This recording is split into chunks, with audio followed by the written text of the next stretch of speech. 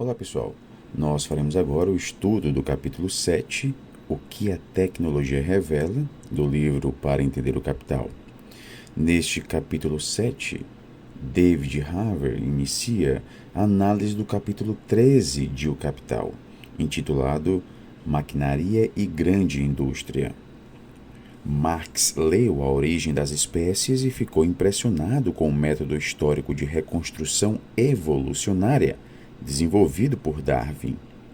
Ele via sua própria obra como uma espécie de continuação da obra de Darwin, com ênfase na história humana e na história natural. O objetivo de Marx, como ele observa no prefácio à primeira edição, é apreender o desenvolvimento da formação econômica da cidade como um processo histórico natural. A partir desse ponto de vista, o indivíduo pode, menos do que qualquer outro, responsabilizar o indivíduo por relações das quais ele continua a ser socialmente uma criatura, por mais que subjetivamente ele possa se colocar acima delas. Marx realiza aqui uma história crítica da tecnologia. Para ele, essa história provaria o quão pouco qualquer invenção do século XVIII pode ser atribuída a um único indivíduo. Até então, tal obra inexiste. Darwin atraiu o interesse para a história da tecnologia natural, ou seja, para a formação dos órgãos das plantas e dos animais como instrumentos de produção para a vida. Depois de concordar com a definição de Benjamin Franklin de que o homem é um animal que fabrica ferramentas, Marx destaca que a mesma importância que as relíquias dos ossos têm para o conhecimento da organização das espécies de animais que já foram extintos, tem também as relíquias de meios de trabalho para a compreensão de formações socioeconômicas extintas. O que diferencia as épocas econômicas não é o que é produzido, mas como, com que meios de trabalho é produzido. Marx não leu Darwin de maneira acrítica.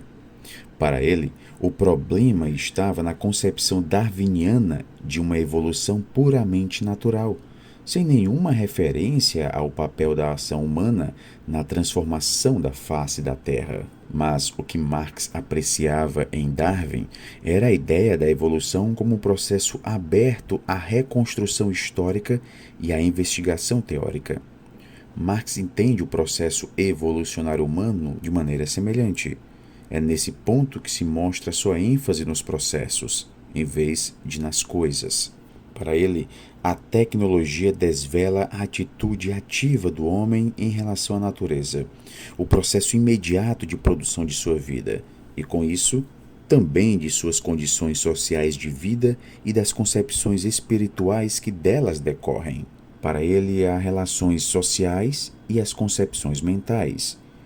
As concepções mentais são elementos não estáticos, ou seja, são móveis, vinculados entre si pelos processos de produção que guiam a evolução humana. O único elemento que Marx não descreve explicitamente em termos de produção é a relação com a natureza. Em geral, Marx evita a linguagem causal. Ele não diz que a tecnologia causa ou determina. Ele diz que a tecnologia revela, desvela a relação do homem com a natureza. É claro que Marx dá muita atenção ao estudo das tecnologias, inclusive das formas organizacionais, mas isso não o leva a tratá-las como principais agentes da evolução humana. O que Marx diz é que as tecnologias e as formas organizacionais interiorizam certa relação com a natureza, assim como com concepções mentais e relações sociais, com a vida cotidiana e os processos de trabalho. Em virtude dessa interiorização, o estudo das tecnologias e formas organizacionais pode revelar ou desvelar muito dos outros elementos. Um estudo detalhado da vida cotidiana sobre o capitalismo revelará, por exemplo, muito da nossa relação com a natureza, as tecnologias, as relações sociais, as concepções mentais e os processos laborais. Imaginemos aqui um arcabouço em que 6 elementos estão reunidos no mesmo espaço, mas em intensa interrelação. Cada um desses elementos é inteiramente dinâmico, o que nos permite ver cada um como um momento no processo da evolução humana. Podemos estudar essa evolução da perspectiva de um desses momentos, ou examinar as interações entre eles, como as transformações na tecnologia ou nas formas organizacionais, com referência às relações sociais e concepções mentais. Como nossas concepções mentais são alteradas pelas tecnologias que estão à nossa disposição. Não vemos o mundo com outros olhos quando dispomos de microscópios, telescópios, satélites, raio-x e tomografia computadorizada? Entendemos e pensamos o mundo hoje de modo muito diferente por causa das tecnologias que nós temos. Da mesma forma, alguém deve ter tido a concepção mental de que construir um telescópio seria algo interessante. E quando teve essa ideia, essa pessoa teve de encontrar um óptico, um vidreiro e todos os elementos necessários para transformar em realidade a ideia da construção do telescópio. Tecnologias e formas organizacionais não caem do céu. Elas são produzidas a partir de concepções mentais. Também surgem de nossas relações sociais em resposta às necessidades práticas da vida cotidiana ou dos processos de trabalho. Esses 6 elementos constituem momentos distintos no processo de evolução humana, entendido como uma totalidade. Nenhum momento prevalece sobre os outros, mesmo que no interior de cada um exista a possibilidade do desenvolvimento autônomo. A natureza muda e evolui, do mesmo modo que as ideias, as relações sociais, as formas de vida cotidiana. Todos esses elementos se desenvolvem em conjunto e estão sujeitos a renovações e transformações perpétuas, como momentos dinâmicos no interior de uma totalidade. Grandes transformações, como o movimento do feudalismo para o capitalismo, ocorrem por meio de uma dialética de transformações que atravessa todos os momentos. Marx se considerava um cientista, e aqui ele diz que isso significa um comprometimento com o materialismo. Mas esse materialismo é diferente daqueles dos cientistas naturais. O materialismo de Marx é histórico. Ele diz: o defeito do materialismo abstrato, da ciência natural, que exclui o processo histórico, pode ser percebido já pelas concepções abstratas e ideológicas de seus porta-vozes, onde quer que eles se aventurem além dos limites de sua especialidade. As descobertas de Darwin sobre a evolução eram falhas, porque ele ignorava o impacto do contexto histórico em sua teorização e não estendeu nem integrou os seus argumentos à evolução humana. Marx, é claro, escreveu o Capital antes de o darwinismo social se tornar popular, mas ele prefigura uma resposta crítica aos darwinistas sociais, que legitimaram o capitalismo como natural, apelando para a teoria da evolução de Darwin. Como a teoria de Darwin extraía suas principais metáforas do capitalismo e era inspirada pela teoria social de Malthus, não surpreendia que visse o capitalismo como plenamente coerente com os processos de competição supostamente naturais, a luta pela sobrevivência e, é claro, a sobrevivência daquele que seria o mais adaptado.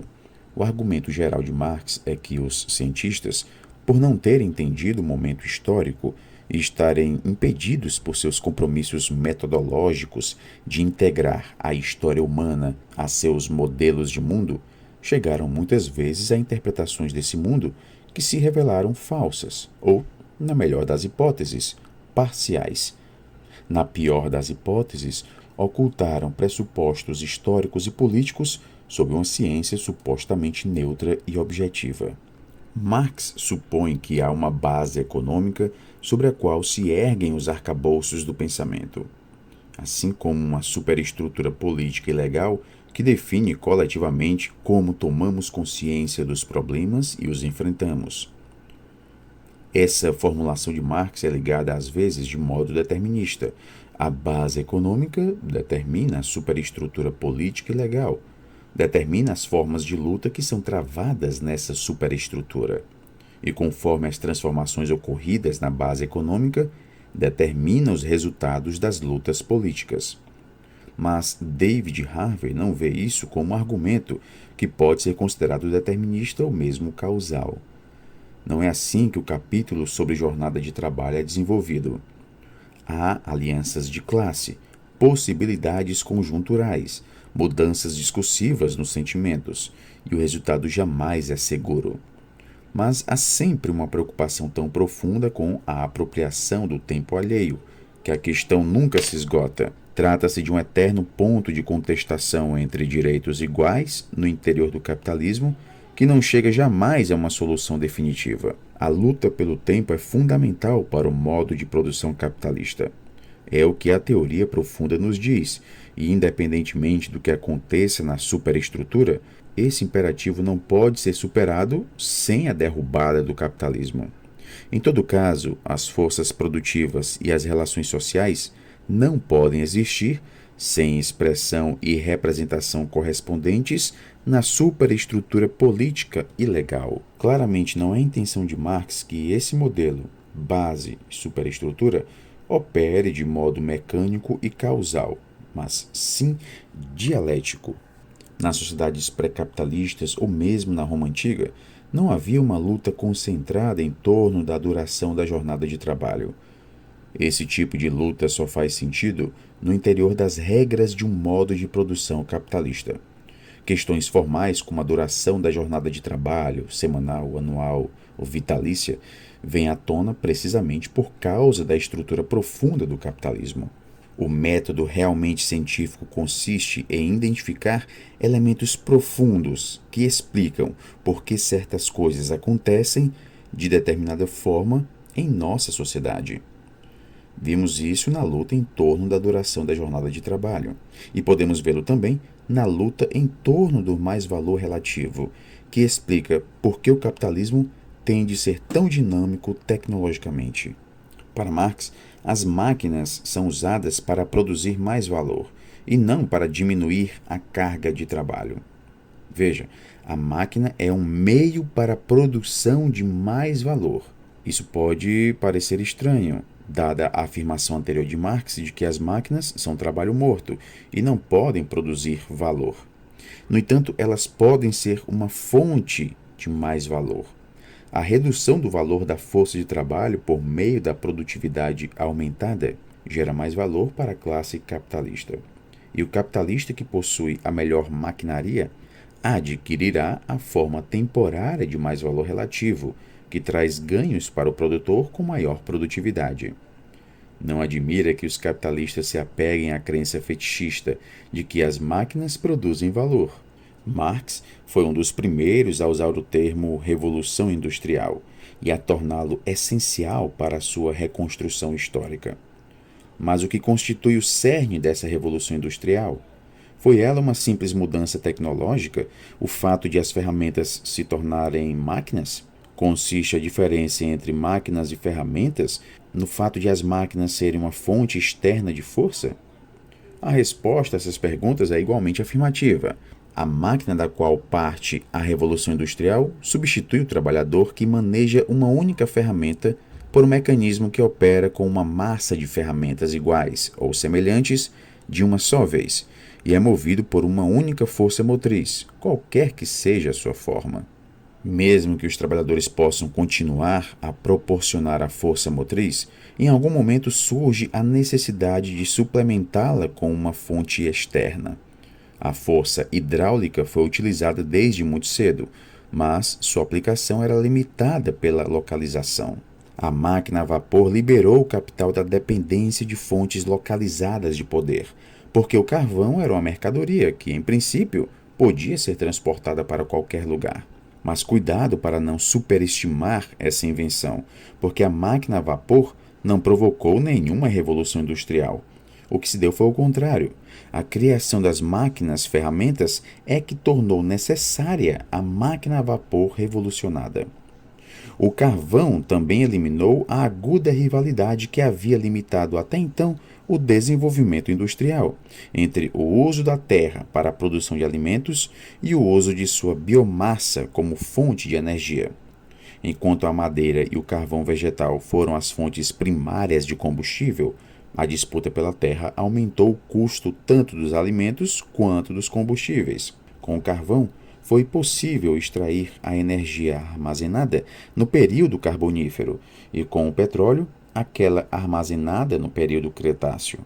É interessante notar que, em tempos recentes, uma das respostas para a escassez de combustíveis tem sido recorrer à terra para produzi-los, o etanol em particular. E isso teve como consequência previsível o rápido aumento do preço dos alimentos e de outras matérias-primas. A marca da Revolução Industrial foi mais do que uma simples mudança na produção de energia. Por meio da divisão do trabalho, reaparece a cooperação peculiar à manufatura, mas agora com combinação de máquinas de trabalho parciais. As relações sociais são transformadas juntamente com as relações técnicas.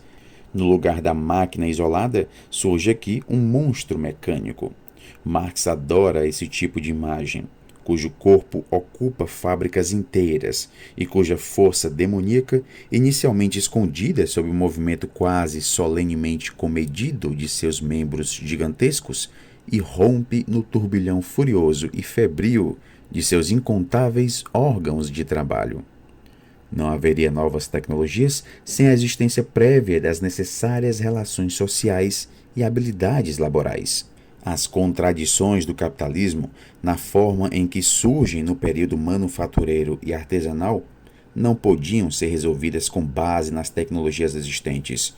Houve, portanto, uma pressão considerável para que se criasse uma nova combinação de tecnologias. O sistema capitalista chegou ao ponto em que necessitava de trabalhadores qualificados para construir as máquinas que facilitariam seu desenvolvimento, ao mesmo tempo que sua própria base tecnológica servia como impulso para a capacidade de construir máquinas. Mas era difícil deter o processo evolucionário. A revolução no modo de produção da indústria e da agricultura provocou também uma revolução nas condições gerais do processo de produção social, ou seja, nos meios de comunicação e transporte. A dinâmica evolucionária do capitalismo não é neutra em relação à sua forma geográfica. Vimos isso na discussão sobre urbanização, a concentração provocada pela introdução da máquina a vapor e a liberdade de movimento propiciada pelo vapor como força motriz. A grande indústria teve de se apoderar de seu meio característico de produção, que é a própria máquina, e produzir máquinas por meio de máquinas. Mas uma máquina é uma mercadoria que tem de ser comprada no mercado. Isso é muito diferente, por exemplo, de uma simples reconfiguração da divisão do trabalho na fábrica. As máquinas têm um valor, e esse valor tem de ser pago. O valor incorporado na máquina tem de ser transferido de algum modo ao produto, cuja produção ela serve, mesmo que não ocorra nenhuma transferência física de matéria. Se uma máquina é cara e você economiza muito pouco trabalho com ela, então por que comprá-la? Quanto mais barata a máquina e mais caro o trabalho, maior é o incentivo para empregar maquinaria. O cálculo que o capitalista tem de fazer, portanto, é entre o valor gasto para comprar a máquina e o valor economizado no trabalho empregado.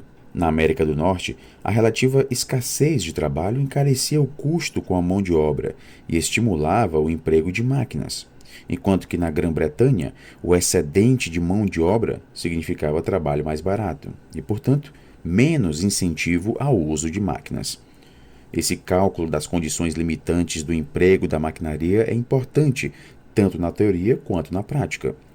Há exemplos na China onde, por abundância de mão de obra, um artigo que é feito numa máquina cara e sofisticada nos Estados Unidos foi fragmentado em processos de trabalho menores, que podem ser feitos à mão.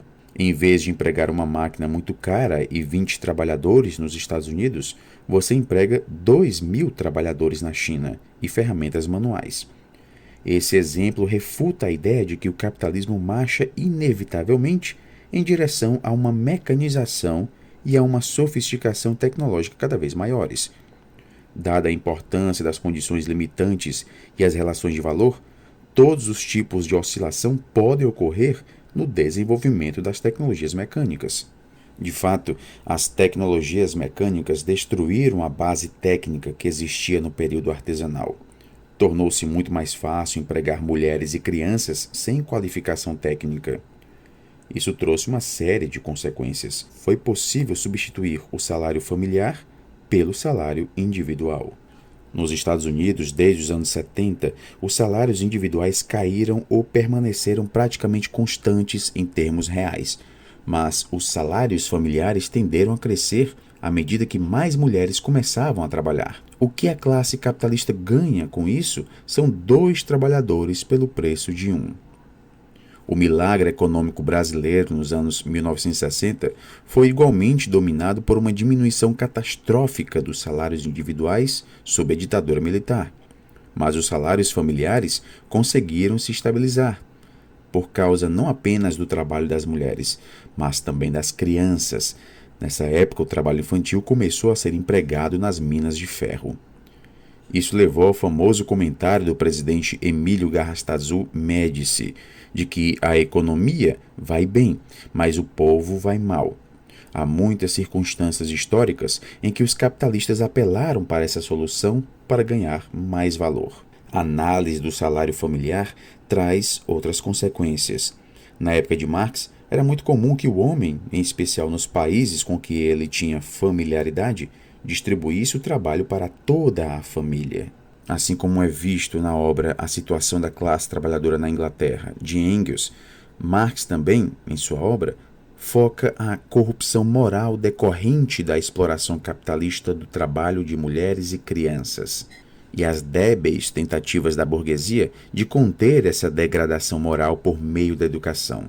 Os capitalistas podem usar a tecnologia mecanizada para alterar e regular a intensidade e o ritmo do processo de trabalho.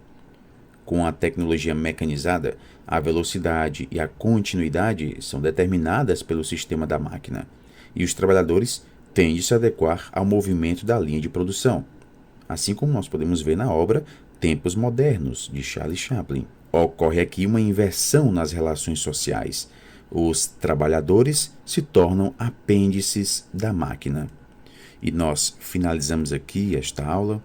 Bons estudos a todos e até a próxima.